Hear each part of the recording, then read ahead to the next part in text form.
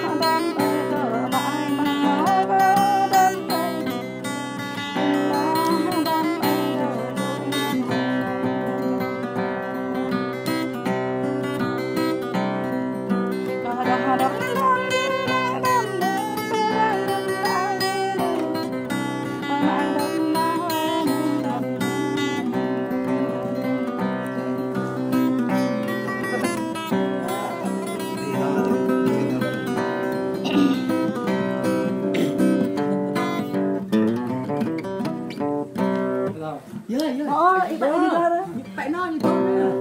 Cái bên này mà thế nào? Em này. Cái nào này? Đó, cái nào? Thở rồi. Cạn mic này. Cái đất đất này. Tạt quát nó cũng kêu vậy thì rồi. Không, phải cắt nữa rồi. Mic thì diễn lên nhỉ.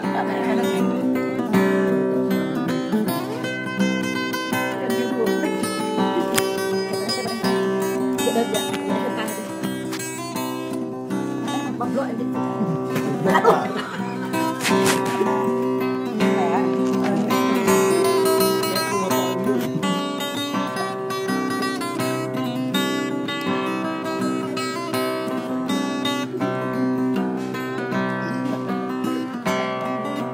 Ngót chắc là mô ơi có tổ chuyện rơi ngót đi này là tổ cam ra ra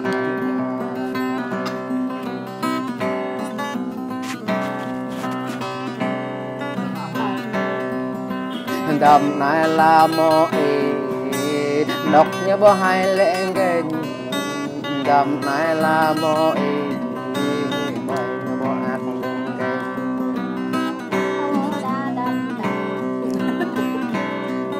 sáng tác mơ dỡ nơ mò để chọn bọn tôm lên thì để tập giặc là mò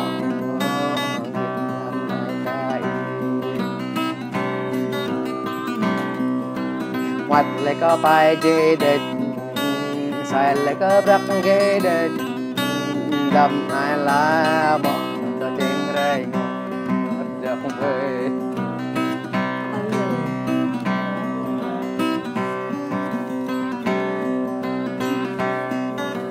ngót ngót câu tỏ chuyện rơi ngót đi này là này ta đang đây